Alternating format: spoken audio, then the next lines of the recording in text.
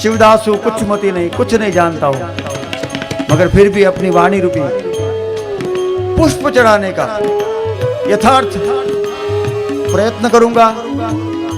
मेरा प्रयत्न रहेगा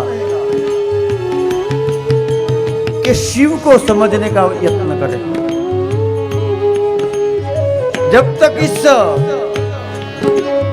चलती फिरती काया के अंदर शिव है तब तक अब सलामत है, वरना हमारे भाई साहब शंकर जी सोमानी के शब्दों में कह जाए तो वरना वो शव हो जाता है। जब इस मानव की पिंडी में से शिव निकल जाता है तो मात्रा निकल जाती है शिव से शव। बहुत छोटी सी भेद रेखा है। तो हम हमारी बुद्धि के अनुसार शिव तत्व को समझने का प्रयत्न करेंगे। किसी को समझाना नहीं है, खुद को समझ जाना है। सब लोग जानते हैं, किसको पता नहीं कि ये करना चाहिए, ये नहीं करना चाहिए। गुटखा खाते उनको पता है गुटखा से क्या क्या प्रॉब्लम होते हैं। किसी को इस दुनिया में बुद्ध को ज्ञान हुआ तो सब लोग बुद्ध के सन्मुख आए और कहने लगे कि बाप जी आपको दर्शन हो गए, आप उपदेश दो। तब महात्मा बुद्ध ने कहा कि किसी को कुछ कहने की जरूरत ही नहीं, हम सब कुछ जानते हैं, मगर हमारी परिस्थिति कैसी है मालूम? जानामि धर्म, धर्म को हम भली भांति समझते हैं। इतने बजे उठना चाहिए, बाबा का अनुष्ठान करना चाहिए, घर में गौमूत्र होना चाहिए, गौ में गाय की छवि होनी चाहिए, गौग्रास निकलना चाहिए, एक पंडित का भोजन निकलना चाहिए। सब कुछ हम जानते हैं, मगर करते उनको शतकोटि वंदन। जानामि धर्म, हम सब कुछ जानते हैं। तो जानना वो क्या माहिती है, उनसे क्या हो जाता है? पुस्तक में सब लिखा होता है, उसमें क्या हो जाता है? तो जानामि धर्म नच में प्रवृत्ति, मगर जानते हैं मगर प्रवृत्ति नहीं करते हो। और जानामि अधर्म, हमें सब पता है ये नहीं करना चाहिए, सब कुछ पता है, मगर नच में निवृत्ति, हम उसको छोड़ नहीं सकते और धर्म को पकड़ नहीं सकते। ये हमारी कलिकाल की विडंबना है और चारों ओर से आग लगी है बंदे। किसी का दोष नहीं है, काल का प्रभाव है। कालो जगत बख्शत है। ये काल खराब है, दूषित काल है, मगर दूषित काल में बहुत बढ़िया चीज है, राम नाम अवलंबन एक। दूषित काल में बहुत सस्ती और सरल औषधि भगवान राम का नाम, भगवान शिव का नाम, नाम महाराज का आश्रय कर लो, आप तैर जाएंगे।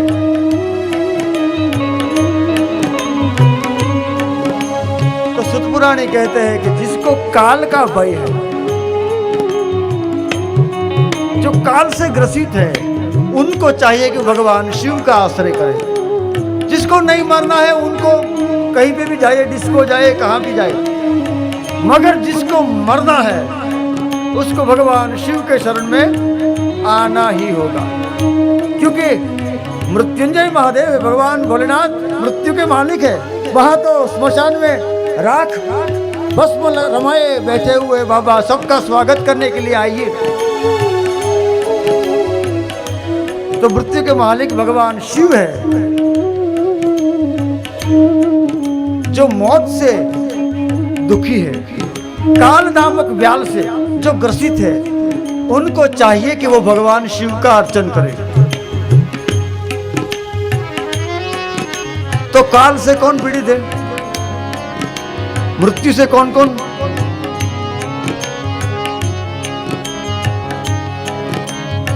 सही में बोलूं, सबसे बड़ा प्रॉब्लम डेथ है। यदि कोई हमें इंश्योरेंस दे दे कि 25 साल आप सिक्योर है, ये पॉलिसी सब मिलती है, इंश्योरेंस मिलते हैं, मगर वो इंश्योरेंस ऐसे नहीं है कि आप 6 साल तक जिएंगे। यदि चले गए तो अपने वंशजों को न जानो जानकी नाथे सवारे શું થવાનું છે। ભગવાન રામને પણ ખબર ન પડી કે સવારે વનવાસમાં જવાનું છે તો મારીને તમારી શું વિસાદ છે, मगर फिर भी हम 50 साल का प्रोजेक्ट बनाते हैं। ये 200 करोड़ यहाँ लगाया है, उनका 400 हो जाएगा, 400 का 800 करके छोटा बच्चा वहां बैठेगा, वो वहां बैठेगा, तो तू तो खटिया में लेट जाएगा। अपनी योजना को बनाइए, मगर सतत भगवान शिव का स्मरण करते हुए, क्योंकि काल किसी को नहीं छोड़ती।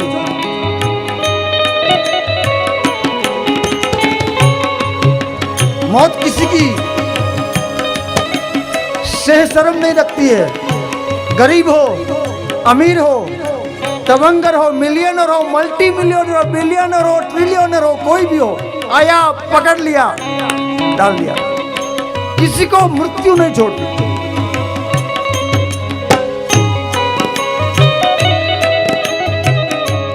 तो मानव का सबसे बड़ा धर्म है मरण धर्म, और जिसको मरना है उसको भगवान शिव के सानिध्य में आना ही होगा।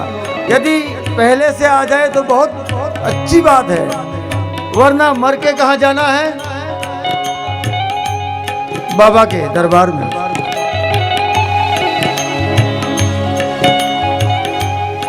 मृत्यु कोई लगाई हुई मुठचोट नहीं है कि आप उसको मिटा देंगे। कोई किया हुआ मैजिक नहीं है, कोई पजल नहीं है, कोई दुष्ट ग्रह नहीं है, कोई बला नहीं, कोई योग नहीं है, कोई कावतरू, कोई कारस्तान नहीं है। मृत्यु परम सत्य है।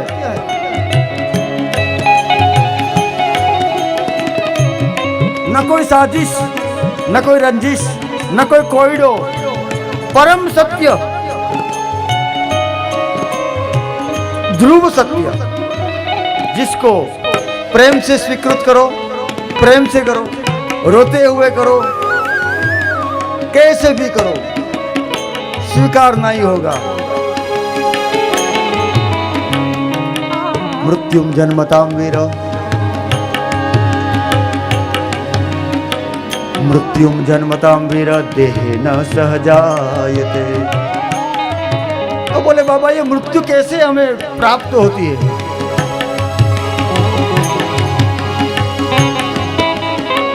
तो हम डॉक्टर के यहाँ जाते हैं, दवाई लाते हैं, तो टेबलेट के ऊपर 2 लाइनें लिखी होती है ब्लू कलर से।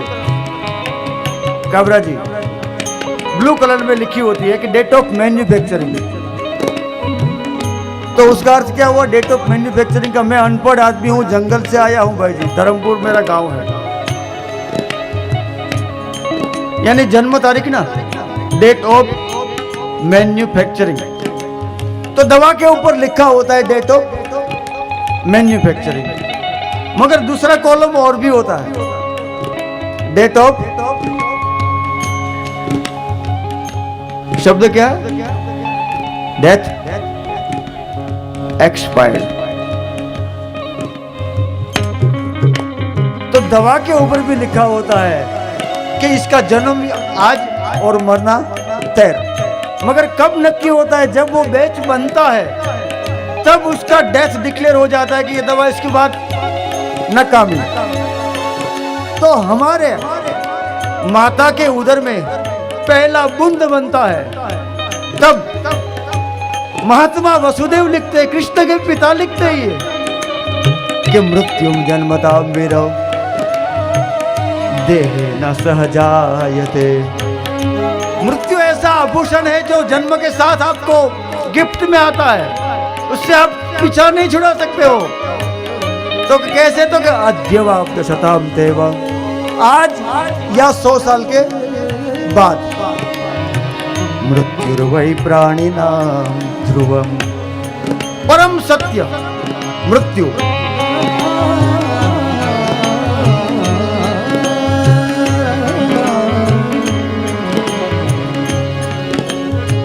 तो हमें पता नहीं है।